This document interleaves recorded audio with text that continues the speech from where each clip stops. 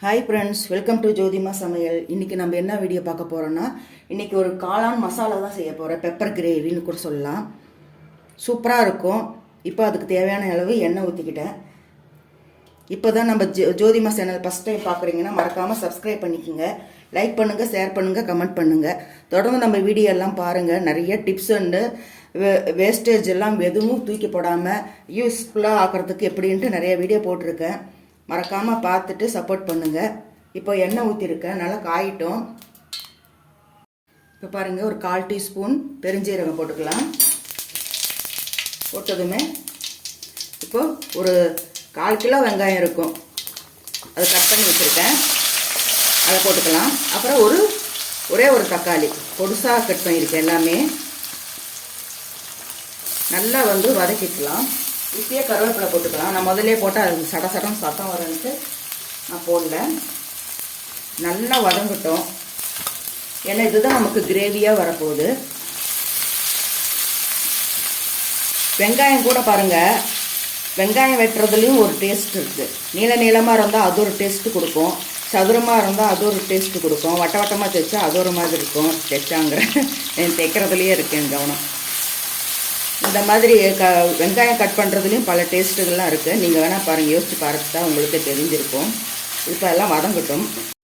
இப்போ பாருங்கள், வெங்காயம் நல்லா வதங்கிடுச்சு. இப்போ இஞ்சி பூண்டு பேஸ்ட்டு ஒரு ஸ்பூன் போட்டுக்கலாம்.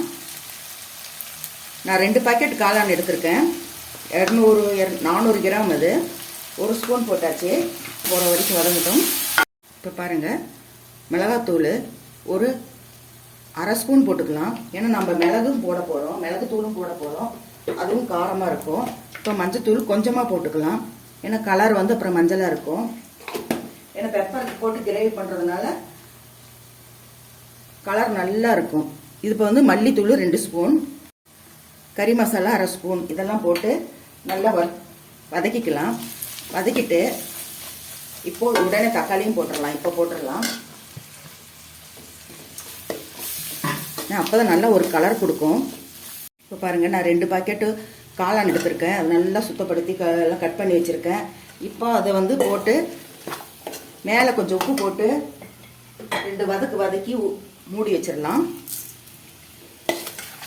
இதை தண்ணி விடும், தண்ணி எதுவும் ஊற்ற வேண்டாம். கொஞ்சம் நேரம் சிம்மில் வச்சு அப்படியே மூடி வச்சிட்டிங்கன்னா அதுவே தண்ணி விடும். இப்போ கொஞ்சம் நேரம் வேகட்டும். இப்போ பாருங்கள், இது வெந்துக்கிட்டு இருக்கு. இப்போ ஒரு ஸ்பூன் மிளகு எடுத்திருக்கேன்.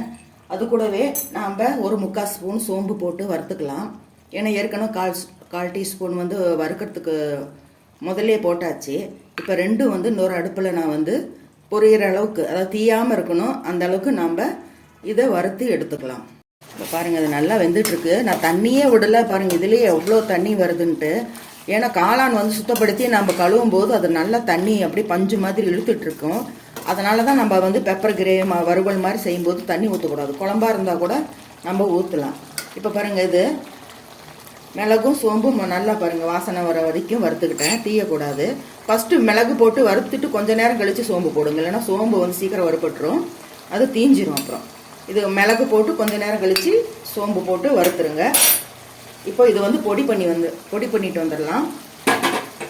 இப்போ இது கொஞ்சம் சிம்மில் வச்சிடலாம். அப்போ தான் நல்லா அந்த கிரேவியோட கலந்து கெட்டியாக வரும். தண்ணியே ஊற்ற, ஏன்னா அது வெங்காயம் பாருங்கள், வெங்காயம் இருக்கிற இடமே தெரியல, அவ்வளோ வெங்காயம் போட்டேன். வெங்காயம் தக்காளி அதெல்லாம் போட்டதுனால கொஞ்சம் தண்ணி விடுற மாதிரி இருக்குது. அந்த தண்ணியே போதும். அதனால தான் நம்ம கொஞ்சம் கூட தண்ணி விடலை, இந்த அளவுக்கு இருக்குது. இது வேகட்டும். இப்போ பாருங்கள், நல்லா கொஞ்சம் வத்திடுச்சு. இப்போ அது பவுட்ரு பண்ணிட்டு வந்தோம் இல்லைங்களா, இதை இதில் போட்டுடலாம். இது 2 ஸ்பூன் அளவுக்கு இருக்கும். ஏன்னா நம்ம அதை ஒரு ஸ்பூன் போட்டு இது ஒரு ஸ்பூன் போட்டோம். எல்லாமே போட்டுடலாம், இருந்தாலும் பார்க்குறேன் நான். இது போட்டது இன்னும் கொஞ்சம் கலர் மாறும். என்ன பாருங்கள், எண்ணெய்லாம் அப்படியே மேலே வரும். எவ்வளோ சிம்மில் வச்சாலும் எங்கள் இந்த டேக்ஸா கொஞ்சம் பத்திர மாதிரி தான் இருக்கும். ஆனால் அது அடி பிடிக்காது. நான் சிம்மில் தான் வச்சுருக்கேன். பார்த்தீங்களா, அப்படியே கலர் மாறுது. இப்படி இன்னும் பாருங்கள், அந்த எண்ணெயெல்லாம் மேலே வந்துடும். நம்ம எல்லாமே போட்டுடலாம்.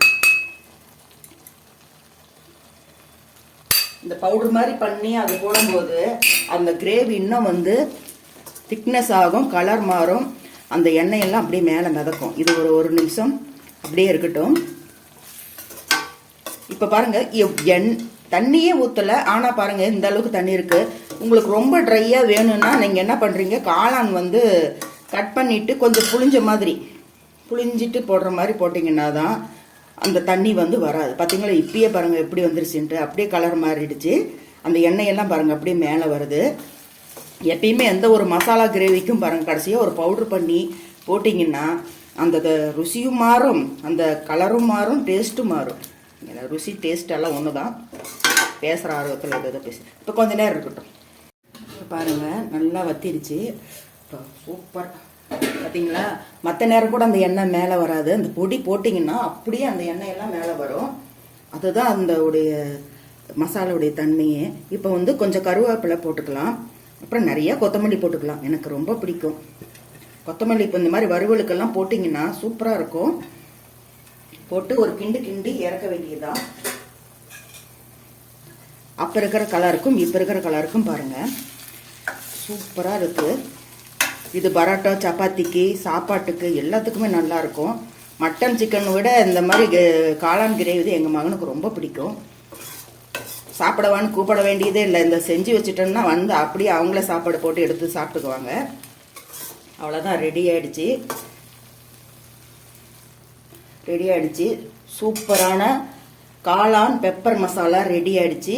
இது மாதிரி நீங்களும் செஞ்சு பாருங்கள். செஞ்சு பார்த்துட்டு எப்படி இருக்குன்னு கமெண்ட்டில் சொல்லுங்கள். இந்த வீடியோ பிடிச்சிருந்துச்சுன்னா ஜோதி அம்மா சேனல் சப்ஸ்கிரைப் பண்ணிக்கோங்க, லைக் பண்ணுங்கள், ஷேர் பண்ணுங்கள், கமெண்ட் பண்ணுங்கள். மீண்டும் உங்களை அடுத்த வீடியோவில் சந்திக்கின்றேன். பாய்.